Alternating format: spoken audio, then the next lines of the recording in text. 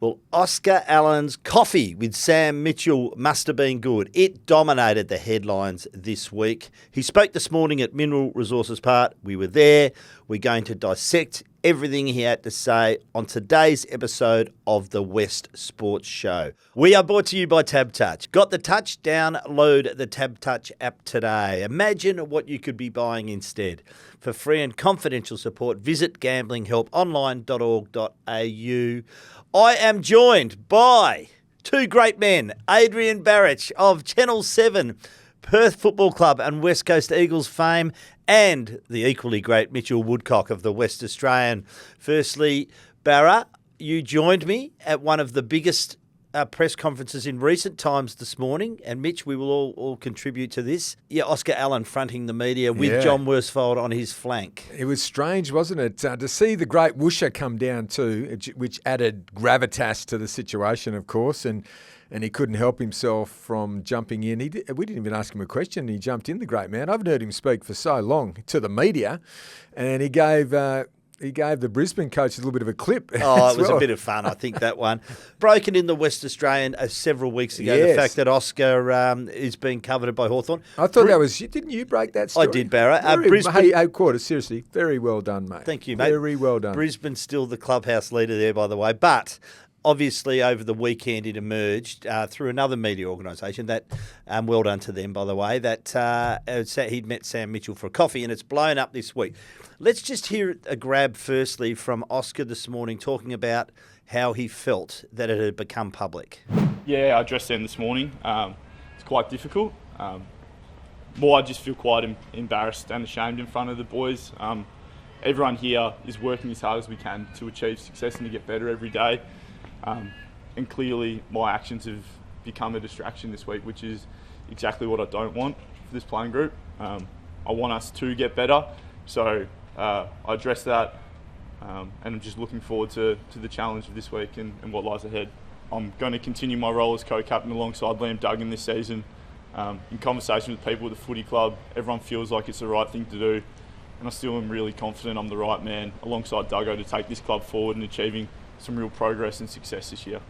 So I'll just jump in first, and then you guys can have your say. But I'm going to say, look, good on him for that is leadership. Getting out in front of, and you could tell he was emotional. It wasn't easy for him, but I'm a bit more in his corner in that I don't think he should be embarrassed. It's okay, good on him for saying that because it has become a distraction in public, but he's entitled to look at his future. He is becoming a free agent, and I'm going to say it, mate.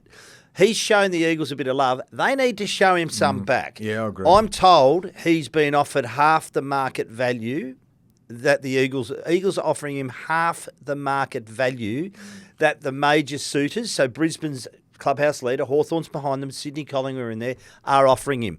It's a longer tenure. But as an Eagles person, I've got to say, I think that's very responsible by the Eagles and by Don Pike, because I'm not sure what his knee's like, and if you think... Well, he's played 10 in a row to finish last year. He hasn't missed one this year. I know, and I asked him if he'd had a medical at the Hawks and Brisbane as well, because that would be very interesting if that had happened.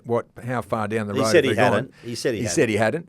But I just think, they're having $1 each way, aren't they? They're going, you know what, we'll offer him 3 or 4 years on good money, but not the big 7 that he wants. Brisbane and the rest of them can do that. And if he wants to go, Mitchie, we can get a lot of good picks for him. Is that your reading of it as well? Well, he's a restricted free agent for starters, guys. So compo? They can match the bid, obviously, West Coast. Well, let's see where the love is when that happens. So they can keep him. But they'll be crazy to match it. So what they do is they get compensation, won't they? Well, the compensation would be likely, you would think, given the money that's being reported, it would be band 1. So if West Coast... Let's, for argument's sake, finish 16th. It would likely be pick 4. So they would have pick 3 in the draft. Pick 4 would be the Oscar Allen compo. Similar to the Mackay deal. You'd almost bubble wrap him up, wouldn't you? Would you say, listen, pick 4? I'm a little... No, well... Jeepers. Okay, but let me ask you a question here. The draft picks are so important for West Coast, and we've seen that their list management in the last few years has been a bit...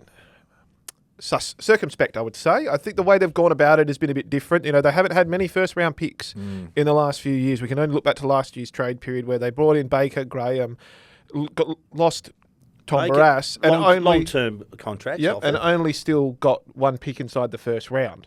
And it wasn't even their pick that they originally had, which was pick 3. And this is no disrespect to Bo Allen, who I'm sure is going to be a fantastic player, but there's a chance they could have possibly got Bo and another top-end talent had they played it a little differently. You can look back at those sort of situations. That was the old regime, though. The new regime. No, that was the new regime. That was, like they cleaned them all out after that, didn't so they? my question all now... All the recruiting staff and all the all the blokes that are in that room at AFL House are almost gone, aren't they? Except for that one fella. Did they clean the board out? But Barra... Well, seriously, it's a good question worth asking. Can that executive function properly the way the board is currently operating? Hang on, where are you going with this? A lot of my friends on the board there. Oh, well, what are you trying to say? Well, it seems to be that there's no real harsh, firm decisions being made lately. I want to know, though, you talk about the pick, and that's all well and good. Like I said, West Coast need draft picks. I'm not arguing that point.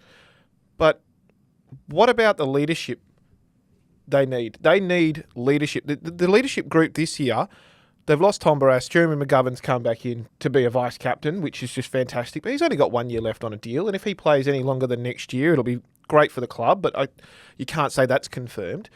The other leader there is Jake Waterman, who's locked in for the long term, and fantastic leader he is, a West Coast man through and through. The rest of the leadership group is Oscar Allen and Liam Duggan, the 2 co-captains, and then Jack Graham and Liam Baker, who just came to the club. Now, I'm not saying...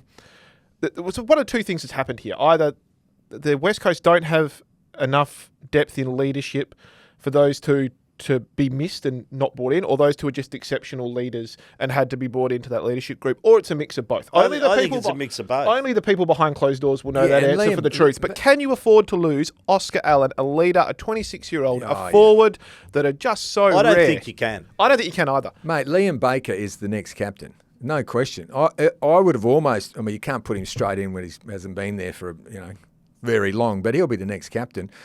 As far as Oscar goes... He's just got to worry about getting a kick. He's in such poor form, isn't he? So he's under a lot of pressure. This weekend he plays, what did you say to him? Sam Taylor. Well, he's not an American folk hero. I thought he went pale mask, when mate. you said that. He's not an American folk hero who wears a mask, mate. He's not the Lone Ranger. There's a few of them out of form. Just one thing. So I'll pose, before I pose it to you. And I love Oscar Allen, right? I think he's a fantastic, great young man. He's 26. Why don't we hear from Oscar when I asked him, what would it take for you right now to sign on the bottom line? Have a listen. I'm not going to get into specifics. That's to do with the club and my management. I'm not really in the nitty-gritty of that, to be honest. I do love this footy club and I'm really looking forward to playing the rest of this season and starting off this weekend. We're probably a little bit out of form as a side and we need a response this weekend. I don't think he needed to be... Obviously, he wasn't going to give too much away there, and it's still not complete. What happens now is Andrew McDougall deals with Hawthorn, deals with Brisbane. Is there anyone else? They're the main 2. So, Collingwood, Sydney, but I think Brisbane's a fair way ahead. Everyone needs a forward, don't they? Yeah. Melbourne.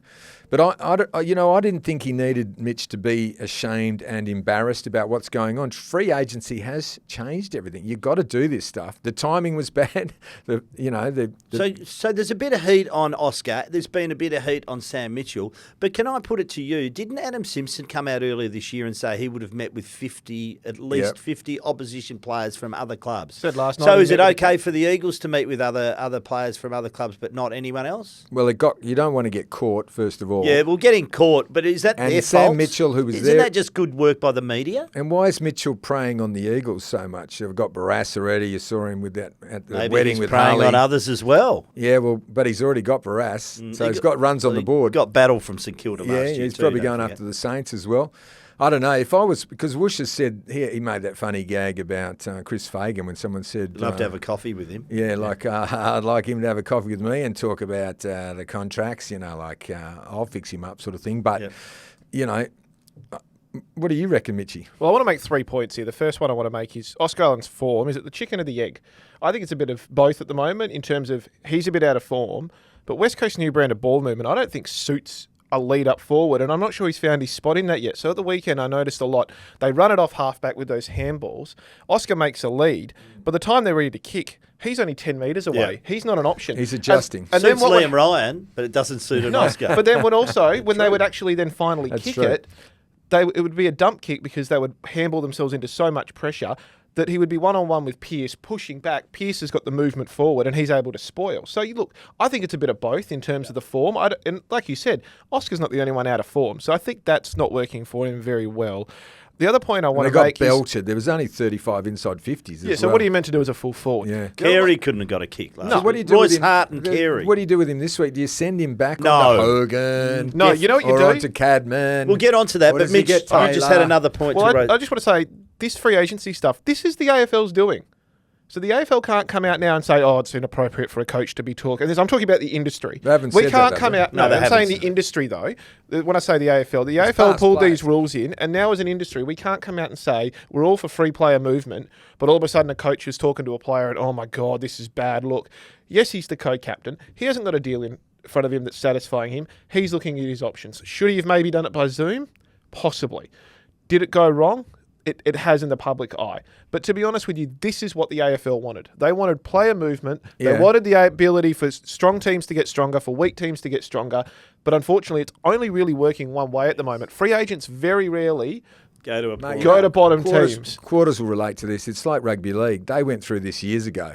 And they sign over to other teams a year out. And it's coming, Barrett. It is And that's going what's to happening. happen That's in what's the. happening. It will happen. I'm leaving Yep. at the end of next year. You go, what? Can I ask Well, you nearly did. Yeah, well, You just didn't get the phone call that the big Russian got. You were spewing. to You Brisbane. didn't get the call. Let me just tell you one story about players too. You know how he said he was ashamed and embarrassed when he had to speak to the teammates about what he was doing. They're good words. We don't need to be. He But go on. didn't exactly. He didn't need to be, and because I recall when Peter Matera was leaving. Remember, Peter Matera was going to Melbourne, and they gave him Norm Smith's number and all that. And the guy who used to run the Dockers, who was the GM there at the time, David Hatt? No, the other fella. Anyway, go on. The Melbourne bloke. He had Cameron Schwab. Cameron Schwab. He left Perth without getting the signature, and so I was at the outside Matera's house, and all these players started coming to Matera's house, like Dean Kemp and Woosher and everyone, and I'm on telly going, "Look at this! The West Coast Eagles players are coming to the house to talk Peter Matera out of leaving and going to the Melbourne Footy Club." And I spoke to Kempy 2 weeks later, and I said, "Mate, what was it like in there with Peter Matera? Did you try to talk him out of it?" He goes, "Talk him out of it? You're kidding. What they were offering." I said, "Mate, if they're offering that, you've got to leave." And that's what players are like, aren't they, Quarters? They're pragmatic. So they're realistic. They are. We raised a point earlier, which is worth talking about. So Oscar, does he go back? Does he go forward? I'm keeping him forward. Really good, high-quality forwards, and he's one of those. They don't fall out of trees. Yeah. I think you put him. I asked Otherwise, him that today. Bailey Williams gets murdered, or whoever, Jack Williams, whoever goes Right. down there. I asked him that, and we don't know whether Jake Waterman's playing or not at this point.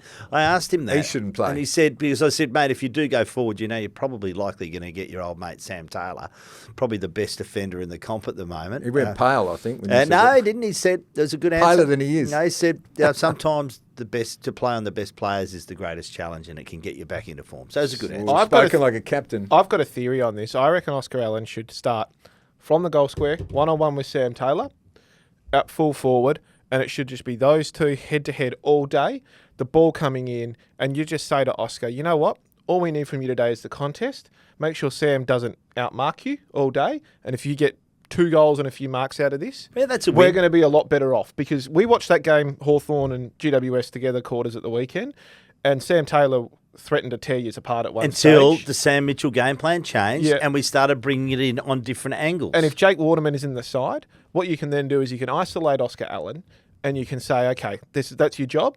Jake hopefully kicks a couple of goals, and you get the win, or you at least compete.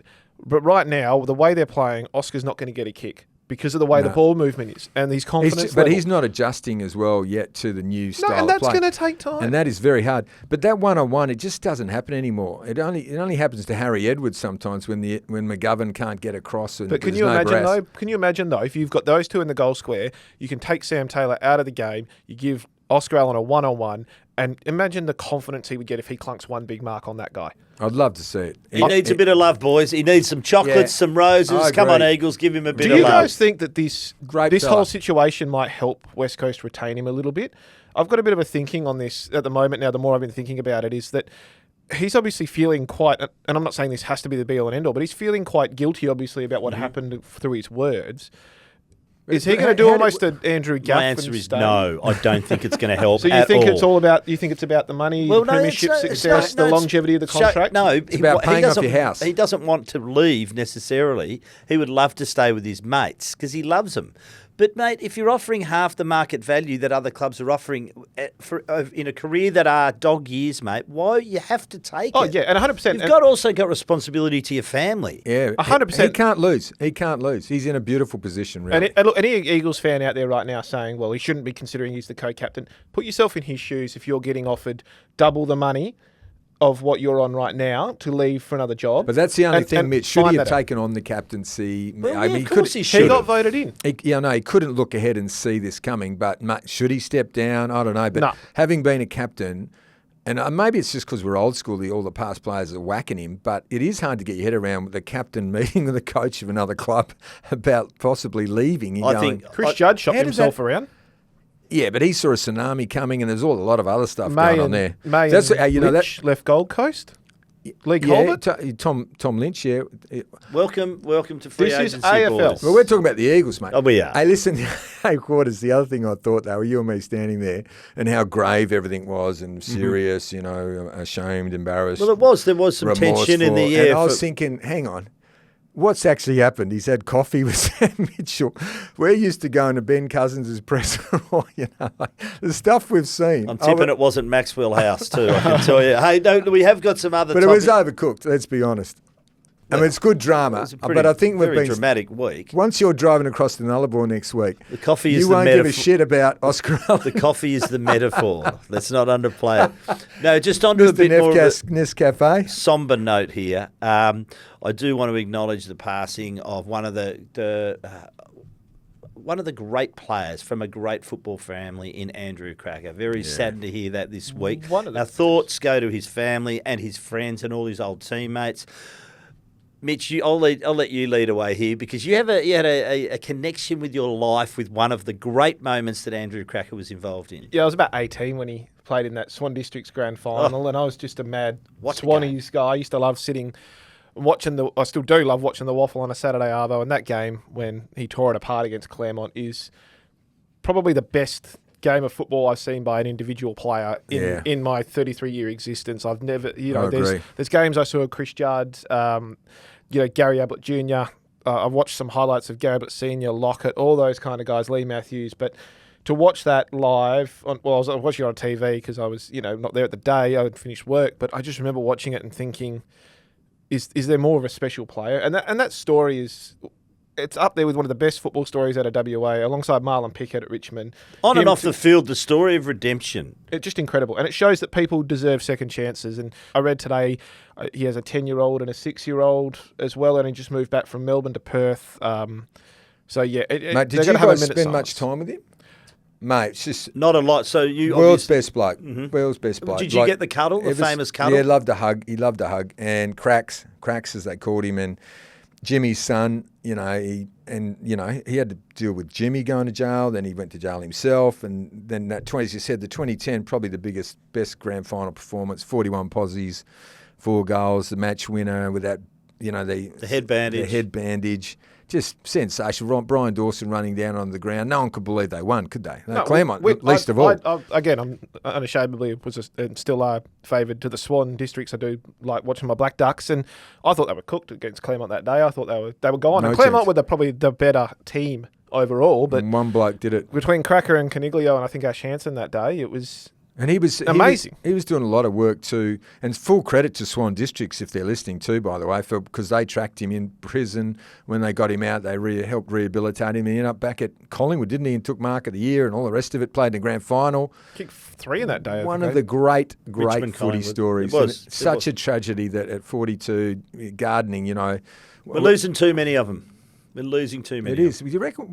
Actually, we won't go into that. We won't go into it. Now, look, it's a great segue while we're talking about great WAFL players and great AFL players that Andrew Krakouer was. But Mitch, Barra, I'm looking at Mitch's top 40 WAFL players in the West today.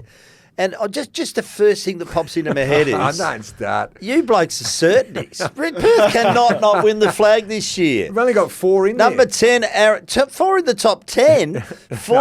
10. Aaron Clark. Who else have we got in here? We've Charlie got Constable. Charlie Constable at number 4. Brandon Parfitt at number 1. I mean, mate. That's only 4 out of, was it 40? So Didn't even get the reigning premiers, aren't even in the top 10. Yeah, it's sort of hard with Peel Thunder, unfortunately, because of their Fremantle contingent. Give them the cup now. Give it to Barrett that's a now. very Have you good- written your speech yet? Have you never seen a more nervous man for what's going to be a Saturday night game between Perth and South Fremantle live on Channel 7? Yeah, All games on 7 Plus, mind you. Yes. But- Live in prime time on Beautiful. 7. 7:10 start, Perth versus South Fremantle under lights, couple Middle of injuries Resources we Park. got. Brandon Parfitt's debut. Sam Simpson under a bit of an injury cloud, I understand. Oh, hang on. The it big started forward, already. Aaron Clark. But South Fremantle also, they're very well represented in that because they've recruited enormously. They're the favourites, aren't they? They've gone favourites for- for the flag almost. So they brought Trey Rusco over from West Coast. He'll play forward for them. Bloody Hughes. Ethan Hughes, the former Docker, Jermaine Jones. Who's your favourite right now? I'm going to stick with Peel Thunder just because of the Freo contingent. You know, Freo men haven't got many injuries, and the reason there's not a lot of Peel Thunder players in there, I think there's one in Jack Sears, who's a fantastic player and probably be their next captain. What about my boys now?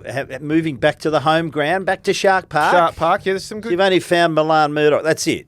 The No, top Milan Murdoch's in the top 10, Yeah. and then I'm a very big fan of John O'Marsh. I'd like to see him rebound. I Jack hear he's Avery, playing on the our wing. bloke that you pinched. Good Jack fella. Avery out at halfback. Had a couple of beers with Jack. You last did have a Saturday couple night. of beers. Actually, no. If his coach is listening, he was on the soda waters. Well, he was, but he was- I might have had one beer with him. But no, he was. They're excellent. So look, yeah, Peel Thunder are the favourites for me still. Their Freo contingent is strong. They've got good depth. Who's your smoky? Who comes out of the pack and challenges? And don't say Perth because they're the clear favourites. Oh. Hey, well, I've got South a Fremantle. South Fremantle, huge. I've got a vested interest, I know, but this is the most exciting WAFL season going in that I've seen, and how tight it is, and the players, the Eagles are up and about.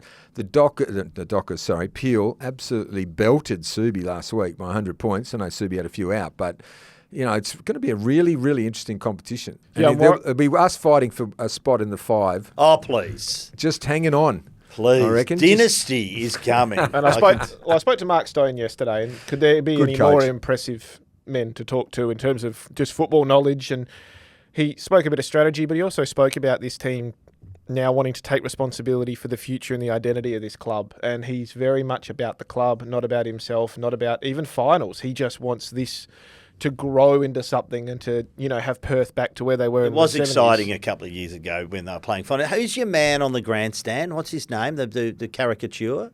Oh yeah, Doug the Demon. I'm sure I was walking past Doug the Demon to go to track. I'm sure he saw him do a little skip. Have I ever told you about the time I got invited to the President's Lunch with Adrian Barich? Oh, how was it? Oh, I was great, but I walked in about 2 or 3 minutes late. I walked in, I thought I'll sneak in the back and I'll stand up against the door. Barra's doing his welcome speech, and Barra just stops his welcome speech in the middle of it and goes, and at the back they're just walking in Mitchell Woodcock from the West Australia. I just about hid. Everyone turned and looked at me, and I was like, oh, And no. whoever booed, that was inappropriate. Oh, very unnecessary. Now, I'll tell you, boys, a very interesting email dropped into my inbox the other day, as I'm sure it did yours. It was and I'll just read the opening lines here we out. On Wednesday, Roll tape. the AFL today announced the Chief Operating Officer will join the AFL executive team. Andrew Dillon said the decision to bring on a CAO was to bolster club experience on the executive and play a lead role in driving the AFL strategy and ambitious growth agenda. Now, here's the thing for me that stood out as well. They're going to start next week, the formal process. Andrew Dillon said he expected the successful candidate would have CEO or executive level experience at one of the 18 AFL clubs. Well, I'm going to put Simon Garlick right up there in terms of their hit list. Now, Simon may not want to leave.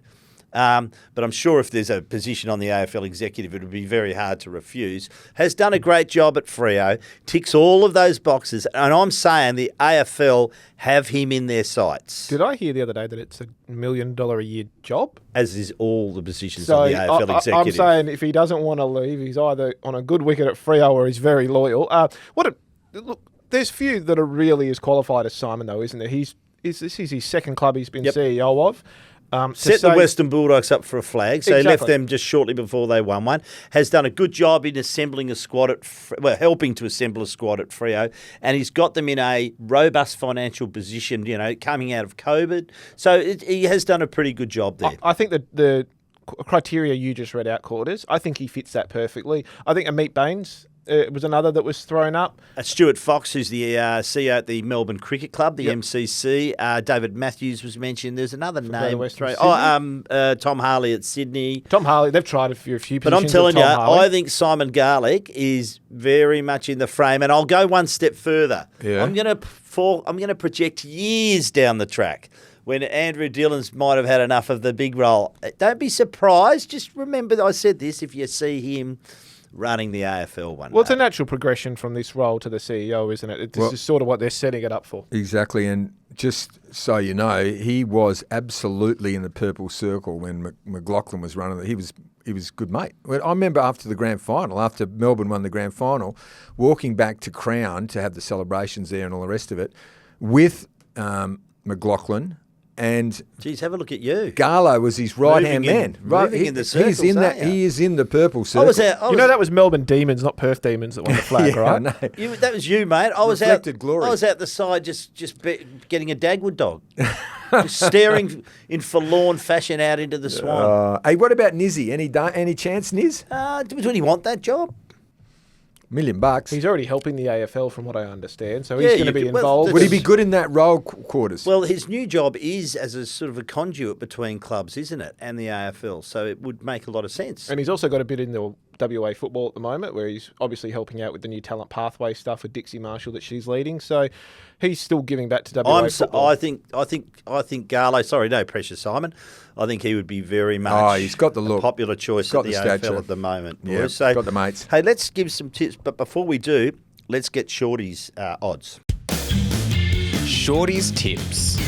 I'm joined by David Shortte from TABtouch. How are you, Shorttey? Really well, thanks, Quarters. Nice to see you. You too, mate. And I don't like this. You're putting way too much pressure on my boys. You've got Hawthorn as hot. They certainly are. There's no denying that. They're on top of the Wazza. 4 straight wins. Their premiership prices firm from $8.50 into favouritism now at $5. They're going well, the Hawks. Jeez, Brisbane haven't done much wrong, Shorttey.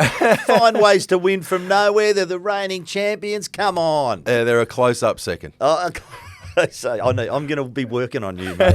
And who's your big cooler? The Demons. Melbourne, they're really struggling, aren't they? They've lost their first 3 games of the season. Their odds to make the top 8 have ballooned from $2.85 right out to $10 now. So the bookies are thinking there'll be no Melbourne come finals time. Yeah, well, for this week, anyone listening, jump on, because I've jumped off. So there's no surer thing way to back Melbourne.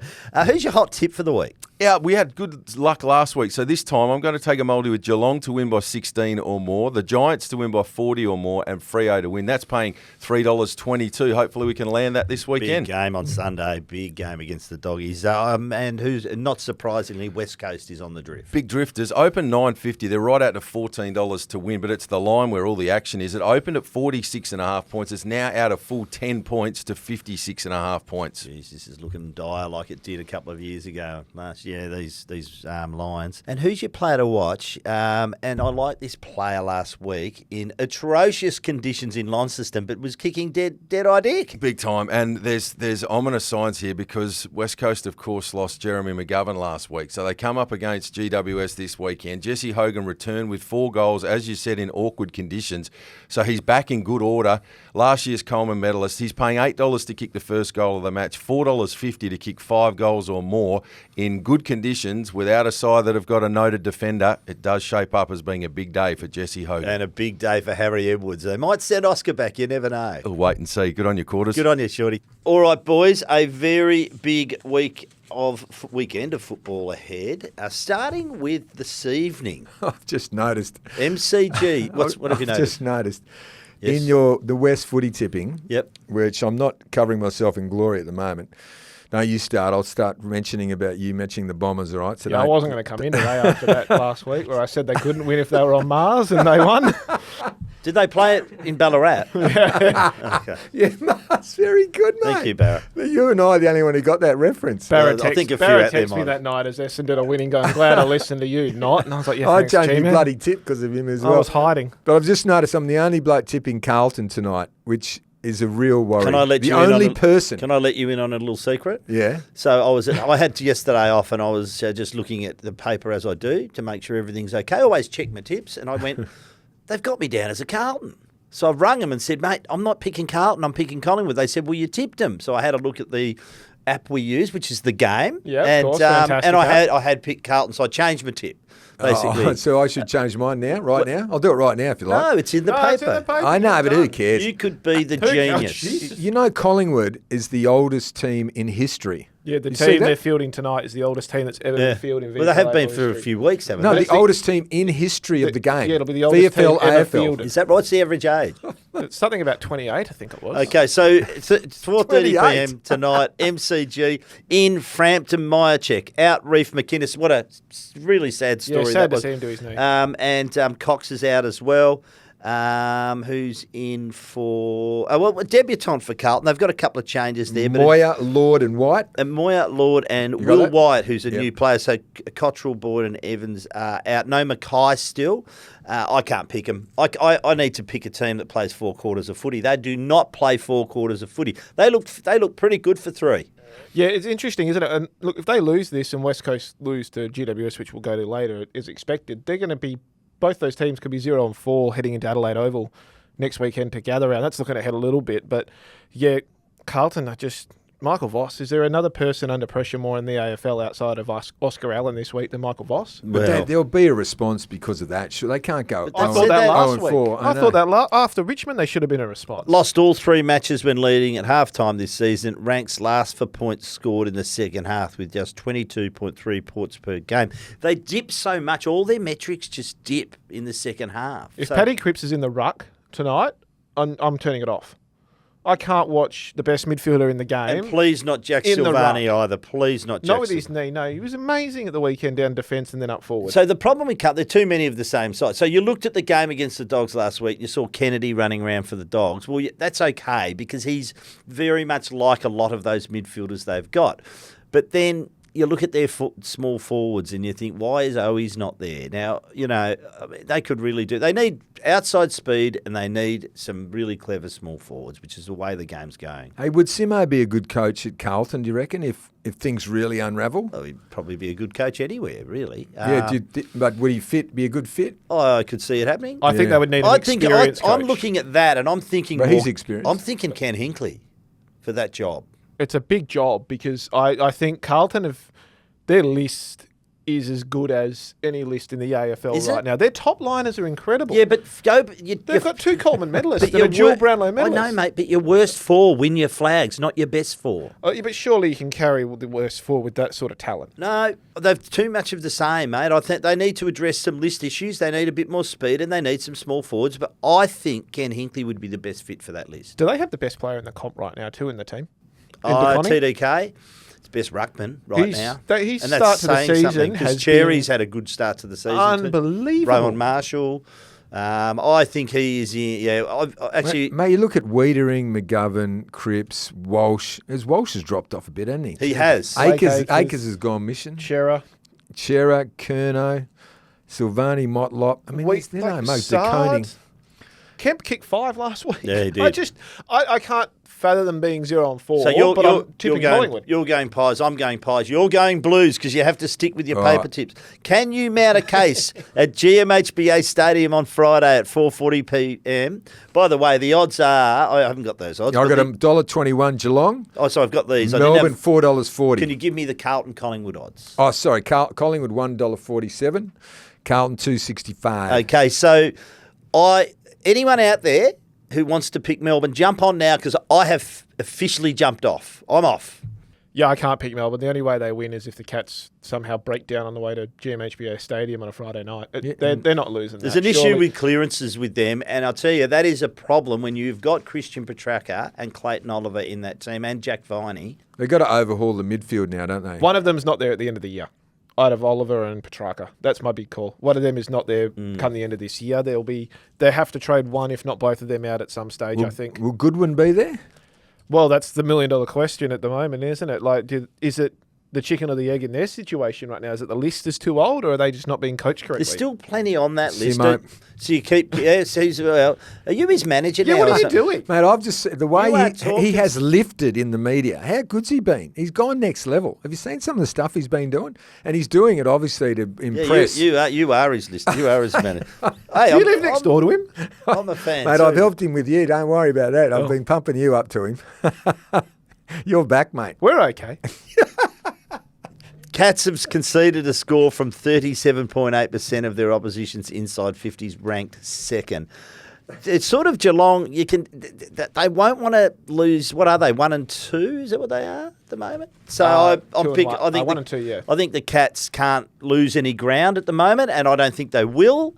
I think Melbourne's really struggling for confidence, for form, for balance within the team.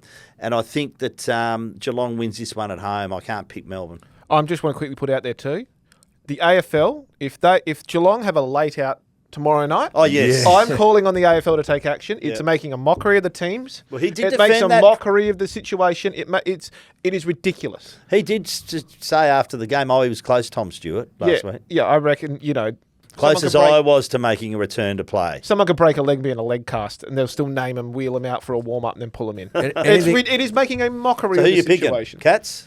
Yeah, Cats. Yeah, I'm the same. But anything on Max Gawn? What's the caper there? Well, Max had He's human. He's human, and he's played a lot better last week. He just had a week where things weren't. Everyone's allowed an off day, And also everything. He's in his mid-30s now? I think it's eventually going to catch up with him. Well, and I think he's been an amazing warrior for so many years. You Agree, imagine Mitch. having a 100-kilo guy belting to you every week for 20 years. Yep, fair enough. I won't go down that segue. I ducked it too. People First Stadium, let's call it Carrara, on Saturday, 10:20 a.m. Gold Coast Suns, $1.72, Adelaide, $2.12. I am fascinated by this game. I'm picking the Gold Coast Suns because it's going to be very hard to win up there. We're so this year. juvenile. But you know what? This Adelaide side, so we've seen them beat up on lesser teams. We've seen this magnificent forward line, midfield with great depth, underrated defence. We've seen they can kick goals from anywhere. They've got these 3 big units in the forward line. Thilthorpe's playing. He's been in the coaches' votes every week. But can they get it done in the humidity and the slippery conditions? That is, because it's been something they're not used to. I think it's going to be one of those real mission, almost impossibles this year to win up there. Yeah, the only reason I'm tipping Gold Coast in this one is home. where it's being played. Adelaide are the real deal for me. If they've just got to keep it within 4 goals, and it's a good, respectable loss. If they don't win, obviously. Rankin, chance for the Brownlow. He's a really good player. If he gets subbed off again, Jordan Dawson as well. Yeah, just amazing players. I think I saw this week that Definitely Riley Thilthorpe has been the top-ranked player since about round 20 last year. Mate, how big's he now? So, yeah. It's incredible. And then, He looks like one of those blokes if you went up hiking in the hills and he'd just wander out of the bush. I know. He looks like a mountaineer, doesn't he? He's just scary. Their defence, I think, is really solid. He'd have like a bear on a chain and he'd just grunt at you as he walked past you, I reckon. Or Good Tarzan. to see Dan Curtin, by the way. Oh, yes. Yeah, getting some really good form. Mr. Adaptable. I'm really liking the way he's playing. Sid Draper, I'm still super excited about what that guy's going to be. He's going to be a star. So I like Adelaide, but geez, Gold Coast at home. Now, what about the other mob? Okay, so we talk about Noah Anderson. We talk about Toot Miller, who got among the goals last week. Matt Rowell, just the 5th player to have 30-plus disposals, 15-plus contested possessions, 10-plus clearances, and 7-plus tackles in consecutive games. He is a beast. Speaking of Brownlow. Yeah, well, absolutely. But, I think both teams, they will have the old story, get them stolen from you, but you can say the same about Lachie Neale at Brisbane. I'd love to see them make finals. Okay. Gold Coast to be great. I assume, Barra, you're picking the Suns? Yeah, it's 51-49, I reckon. And I'll just go with the Suns. 51-49. Like the percentages, 51% to 49, I reckon. I've you? worked it out. Got a new strategy. Can you imagine being in that mind? I'd like to go there, but I fear it would take us too long. Yeah, exactly. MCG Saturday, 1:15 p.m. Richmond, $8.50. Brisbane, $1.06. Can anyone make a case for the Tigers? And here's the next question.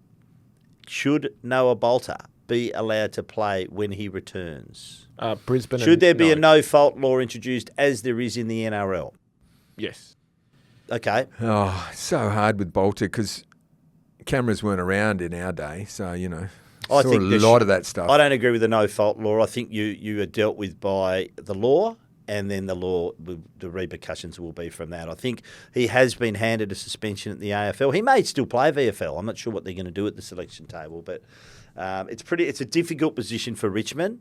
But, we all saw the footage. We all saw him being found guilty. We're just waiting on a sentence at the moment. But I think it's a bad look for the AFL. I think it's a bad look for people watching the game, but I don't think he should be. So you're saying play. because he hasn't been sentenced? I'm saying if he's available for selection, and that's what the AFL has ticked off on that. I'm not really big on the no fault policy that the. But what if he is in? What if he gets off and then you didn't let him play? Is that a bit dodgy? No, because you're waiting to decide and see what happens. You judged him on the so video. you're a no play? I don't think he should play. Okay, I'm a should be if he's available, and it's up to the club to decide. I'm okay with it. Yeah, I think I'm with you. And I'm Brisbane winning by a bit. Let the law decide what happens there. Okay, Brisbane winning by a bit. Okay, don't stick your neck out. Marvel Stadium Saturday, 4:35 p.m. Now, this one was the most difficult game to pick of the round, I reckon, and I'm worried about my tip. North Melbourne, $2.45 under the lid at Marvel. At Sydney, $1.55. Tristan Cherry, there were some concerns over him, but I'm told he's okay. Had some hamstring awareness, Mitch. Like we got up this morning and we were aware we had hamstrings. His were just a little bit tight. Papley out for 6 to 8 weeks from the Swans with a cracked heel, so that's a big. But the good news for them, Logan McDonald will return this weekend through the VFL, so we wish Logan all the best. I'm going to tip Sydney. Off the bye after that stirring win over here against Freo, but I'm officially putting it out there. This is my alarm bells concern tip for the weekend. North could easily win this, and I think if North win this, I don't think Sydney play top four.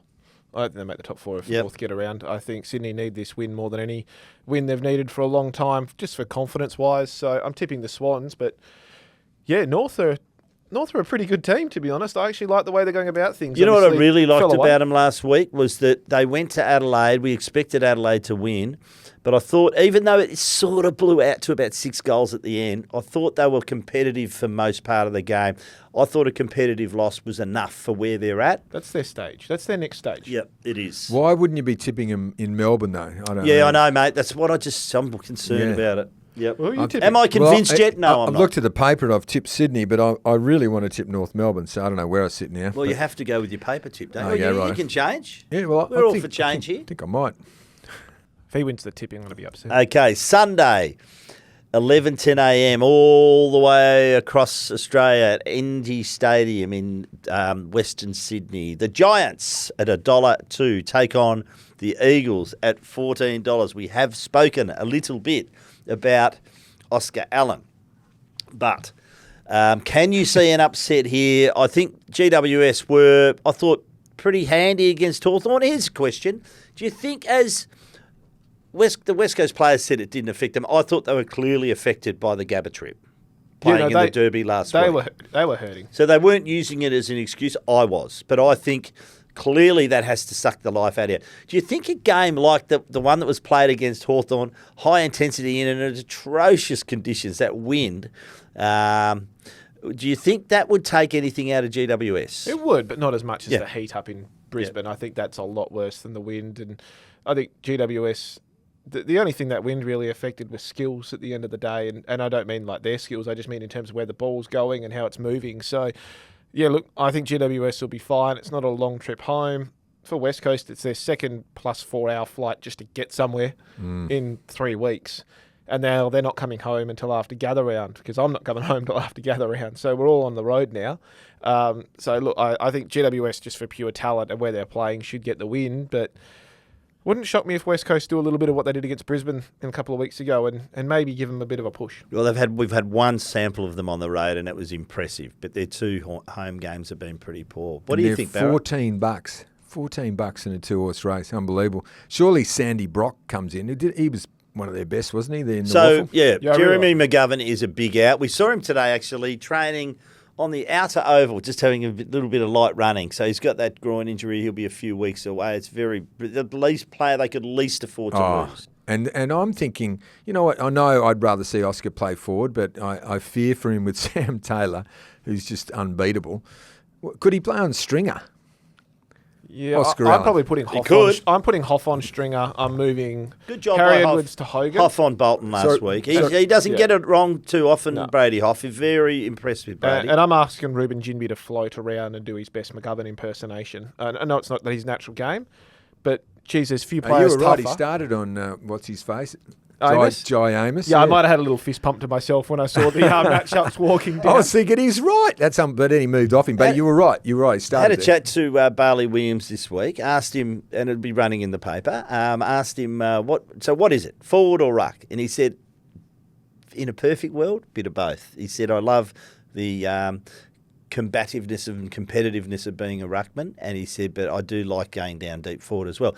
But here, I looked that up. He and Briggs, often he does play undersized often, but they're both 201, I think. Yeah, I think Briggs is probably just a bit more. Oh yeah, meatier and musclier. 2 axe handles across the shoulders. Yeah, and he dominated the clearances last time they played. He's going to brain someone. So who gets Cadman, Hogan, and Stringer? You reckon? So I think Hoff goes to Stringer. I think Harry Edwards. So he's gone from shade to Springer. Edwards goes to Hogan. Edwards goes to Hogan, and wouldn't surprise me if Block comes in and then ends up on Cadman. On Cadman, and then you can have Ruben Ginbey almost just not as effectual as a McGovern would do it, but just that floater if you could be able to move around. The question is who goes to Toby Green. I'm probably leaving that to maybe a Tom Cole. I don't know. Obviously in the perfect world you'd have Hoff, but I think the situation where they've got, I think Hoff's probably the only one who can go to Stringer. I think Hoff played on him before that, didn't he? Toby Green. He's played on him. Yeah, he has. But, who plays on Stringer then if you move him off, you go a Ginbey. That's a tough task for a Ginbey. Maybe Bailey Williams can play forward and Oscar goes back, but, I wouldn't mind Bailey up front. By the way, Jesse Hogan, well done last week. Kicked 4 goals in those conditions. Win. Yeah, is there a better kick on goal sometimes in the AFL than him? He's just brilliant at it. Excellent kick. Cyclone Tracy goes around, I reckon. He does. He does. He does. Pat Voss might need to get some lessons. So we're Giants. No surprise there. Adelaide Oval, Sunday, 1:20 p.m. Port Adelaide, $1.53. St Kilda, $2.50. Do you give St Kilda any chance? I do. You said Sydney and North were your hardest tip. Yep. This was my hardest tip. I only went the Power because they're the favourites and they're at home. I can't justify after what they did against Essendon last weekend them playing good football. Zach Butters looks like he might play, which is great. Obviously, a bit of speculation about where Zach Butters is going to be, and he's contracted for next year. But anyway, look, I think Port should get it done at home, but St Kilda are playing pretty well. Are you a student of history, Mitch? I try to be. St Kilda has won 3 of its 19 games at Adelaide Oval with an average losing margin of 45 points. Well, that makes me feel better about it. Port Adelaide. I'm seeing a competitive loss. 3 of 19. Can someone? I'll tell you what they will be doing. Is there any chance someone has a look at Jack Sinclair? Play someone on him. Yeah, well, you could see. Maybe someone like a Drew. Someone. Because he just runs amok and gets about 50,000 kicks every week. Do you let McRae just keep doing what he's doing too? Because I don't know if he's as damaging by foot as he is by hand, but he gets a lot of clearances. Well, if you set up properly, can you hold him Let's be back? honest, the knock on him when he was at the Dogs was he wasn't as damaging per possession, but he's been, so far this year, pretty effective. So, yes, you probably do look at that. I'm going to pick Port by virtue of the fact they're just at home, mate, and a couple of those players have to lift. I'm waiting for Jason Horne-Francis to turn the corner. Hasn't been great so far this year. So I think I'm with you, but the jury's out on Port, aren't they? I'm not sure exactly where they're going to finish. Like, you feel confident about them this year, or no, not at all. No, strange, isn't it? No, not at all. Final game of the round and a biggie. Optus Stadium, Sunday, 3:10 p.m. Fremantle $1.60, Western Bulldogs $2.35. What do you think of the Rory lobster haircut? I can't talk about hair. Have you seen mine? Yeah, but what do you think about it? I love it. I love every bit of it. It's fun. I give him credit for backing himself in because, if he's coming to Perth to stir up the blokes who made the lobster beer thing last time he was here and, got stuck into him, geez, he loves putting pressure on himself. I reckon that's how he makes himself fire. He's been going well. If the Bulldogs win, will you get it done? No, definitely no. I haven't got enough hair to do it. But he's a strange dude, isn't he? Have you had a look at it? So this is why I think the Dockers get the job done on Sunday. Their talls. Tracy, Amos, Voss, that forward line took 15 marks inside 50 from 32 targets combined for 8 goals. I think they played... Yes, Voss still needs a bit of finish, but I thought they looked pretty dangerous up there. Shea Bolton looks like he's just poised to have a big one, doesn't he? He was better again, I thought, in patches. Well held by Hoff, but I thought he looks like it. So 11 score involvements. And Luke Jackson as well. A career best year across the board for Jackson after shouldering the number 1 ruck role so far this season. 18 hit-outs to advantage in the Derby. He was great. Was comfortably a career high, so look out for him as well. Lots to like about how the Dogs are going. If I was to rank my best 3 coaches this year, Beveridge would be in the 3 because missing Bontempelli, missing Treloar, missing Waitman, and they've still managed to win 2 games and were really stiff not to win a third. So I like the way they're going about it. Can I just mention, before you do your tips as well, for people, so a bit of a special event happening this weekend. It's the Purple Hands Crossing. It's the All Abilities Crossing, a hand-in-hand crossing. So this happens from 12:30. People are asked to gather on the east side of Madagarra Bridge at midday. That's Peace Park. And Neil Danaher, the Australian of the Year, is going to lead the crossing. It's a wonderful thing. It's been going for 3 years now. If you're getting along to the footy, even if you're not, go and support them because it's a great cause. Yeah, it's fantastic. And I always, you got to love those sort of initiatives by the clubs. In terms of the game, interestingly, I was at Freo today. Hayden Young was the hot topic. Everyone wanted to know if he got through training, what was going to happen. Didn't get through a full training session, left with a lot of the WAFL guys that are playing this weekend for Peel. So I predict he's probably going to end up there. Sean Darcy will play WAFL against Claremont. So you're playing both Darcy and Young in WAFL. I think Young plays there. I know Darcy does. Justin confirmed that. And Nat Fyfe unlikely to play after a bit of knee soreness after getting through his first full game in a pre-season clash last weekend for Peel against Subiaco. So a bit of team news there. Jeremy Sharp battling a bit of a shin injury, hence why he was subbed out at the weekend, but he got through training, so I think he should be okay. O'Meara got through training and so did Wagner, so I expect them to be available. I think that means that Aish probably comes out of that team. Yeah, well, you play Dudley and you play Murphy Reid at the moment because what they give that team is very good hand and foot disposal, which is... Well, they've got some ins, haven't they? Jager and the rest of them, so... Great problem to have. I asked Justin today, actually, if Nat Fyfe, he said he was very close to an AFL return, but the injury had flared up a bit of soreness, which they expected, unfortunately. I asked him also if Fyfe is going to actually play AFL this year. I thought was a reasonable question considering the depth of their midfield and his injury history. Whack? No, actually, he just said he's very confident that he'll play and that we haven't seen the last of Fyfe and that his role may be a bit good for you for asking the hard questions, Mitch. Wasn't meant to be, but it was an interesting question and it was an interesting response, so we should see Fyfe back at some stage this year. Claremont very happy that Darcy and Young have come back through the WAFL, but it'll be managed time, won't it? So and Oliver Eastland will give him a good working through too. Yeah, Oliver Eastland is the best ruckman outside of the one of the best ruckmen outside the AFL at the moment. A fantastic ruckman, moves really well. Claremont have got a really good midfield with Rogers and Bolton and the Sandover medalist Callan England, so they'll be fun. Hayden Young. I just wanted to mention, so out of last week's game, obviously, Sarong was best. I couldn't believe Brayshaw didn't get a vote from Lee Spur and got a clip, of course, Spurry. Actually, Daniel Laidley did a good job on him too, I thought. That was very good. And Dogger was good and JT was good. But, do you know Johnson tagged Harley, right? Mm-hmm. Yeah, he actually did a pretty good job. Harley's tank isn't right. No, he did. I think Johnson's been good. He has been good this year. And he seeped off him a couple of times, set up that goal. Jordan Clark was the other one I thought should have got a vote. I thought he was enormous. He had 24, 26, something like that, kicked a goal off half back. He's such an important player. You can't give them all votes, Barry. No, but I'm thinking that Sarong, Brayshaw, Jordan, Dogger was big too, but it was out of those. At the time, my 3, I didn't have to vote, and I have, and it is a tough gig, so I'm not having a go at anyone. It's all in the eye of the beholder.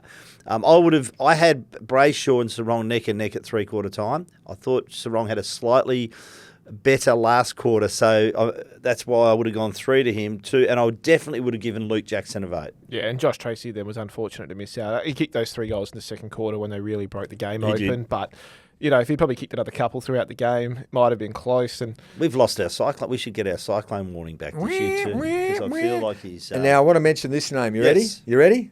Sam Darcy, mate. Am I looking forward to seeing him grace on the Sunday, ground? yes. Oh, 208 centimetres. Turns like what did Cuzzy say? He turned like Jarman. Like Darren Jarman. Oh, yeah, that's a big rap. Onto his left. Big rap. Mate, and that's clearly he means Darren.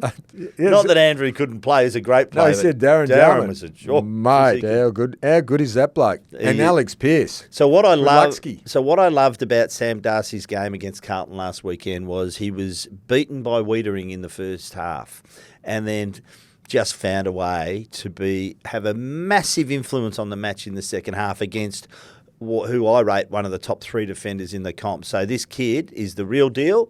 He can take the ball at the highest point. No one can get near it. You're either going to concede the mark or chop the arms, and then he can run upfield and turn around on either foot. So this kid is the real deal. I think he's going to be the best player in the comp within 2 years. Aren't you excited, Mitch? Oh, I love him. Flat. I think he's great. Honestly, I think he's great. No, I'm just listening. I think he's great. I honestly think he's the best footballer in the comp in 3 or 4 now, years. Now, you think you two are excited.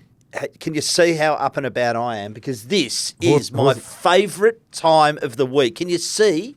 Can you just see? Oh, I thought you were going to say Hawthorn's got the bye. It's Thirsty Camel mailbag time. We'll be giving away a $50 digital voucher. Thanks to our friends at Thirsty Camel. This week's special, Great Northern Super Crisp cans, only $59.99 a block. Buy 2 blocks and get a Thirsty Camel Great Northern golf umbrella. Stocks are limited. Just in the depths of winter, it'd be pretty handy, Mitch, wouldn't it? Yeah. Get your questions in for next week to the westsport@wanews.com.au.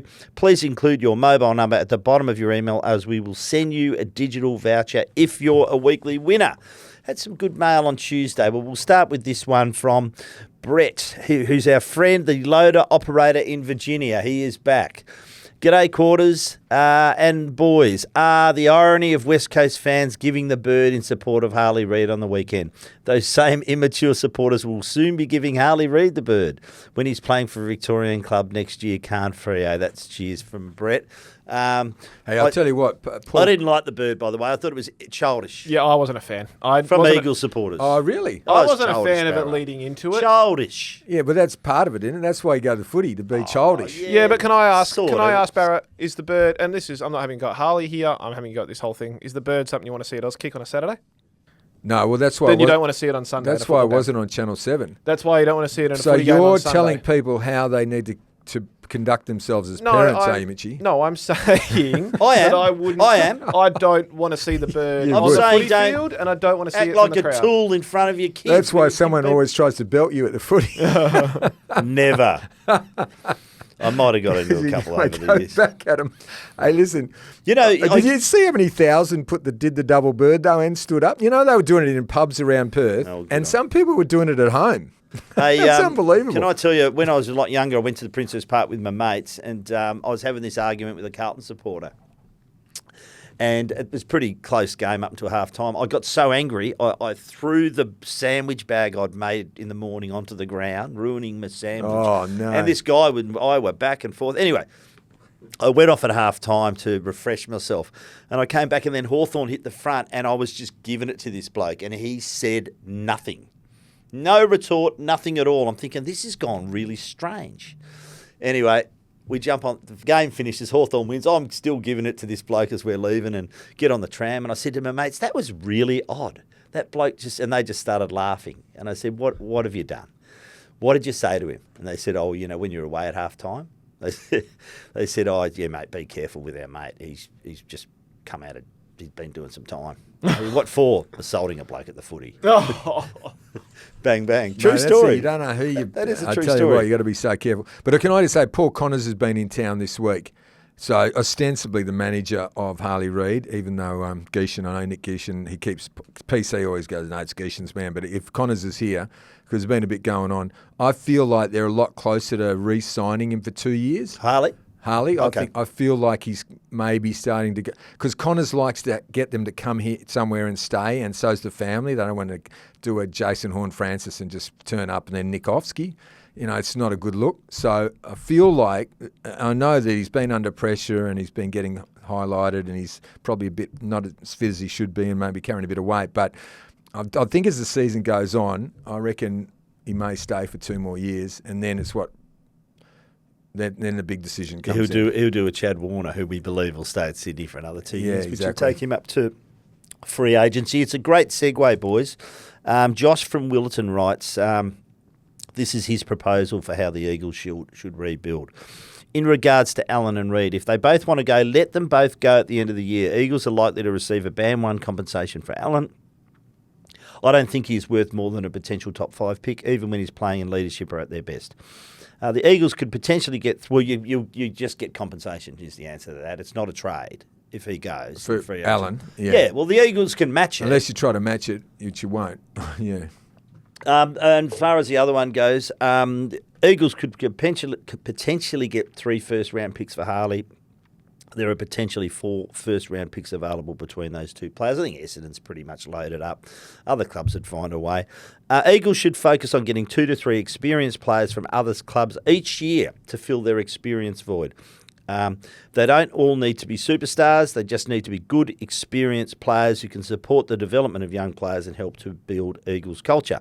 Last year they got Baker, Graham and Owies. This year they could target Darcy Cameron, Brandon Starcevich and maybe Devon Robinson. 26...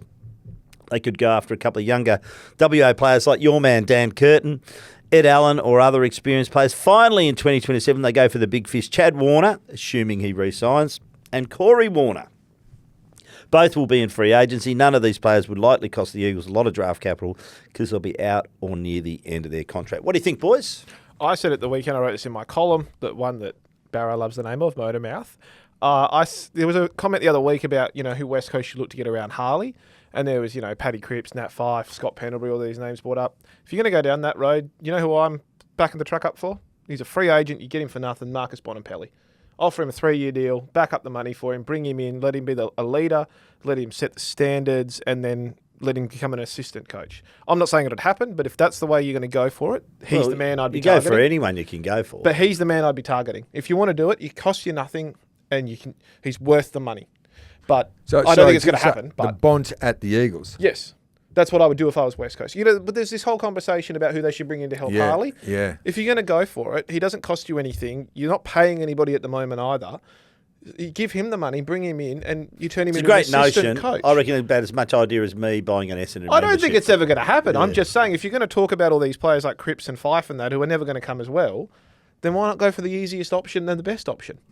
Patrick Cripps is from WA. He's a bit more likely. But anyway, it's going to cost you the first round draft pick. And the winner? And this week's winner, I'm going to give it to Josh from Willerton. I thought that was a really good email. Stick with them, mate. You'll be right.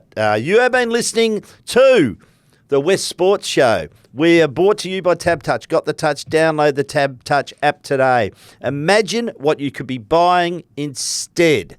For free and confidential support, visit gamblinghelponline.org.au. Remember, you can watch or listen to this podcast on YouTube Music. Leave us a rating and a review. And don't forget to follow this podcast so you don't miss an episode. Talk to you next week. Boys, great to have your time here. Good luck with your tipping this weekend. And Barra. Yes. Good luck Round with the 1. mighty Demons. Yeah. Just got a text too from the Eagles. Hint. Have a check out what Oscar Allen was wearing today. What colours? Big hint. I can't even tell you what colours he's wearing today. I'm going to go and have a look now. You do the same, listeners. Thanks for your time.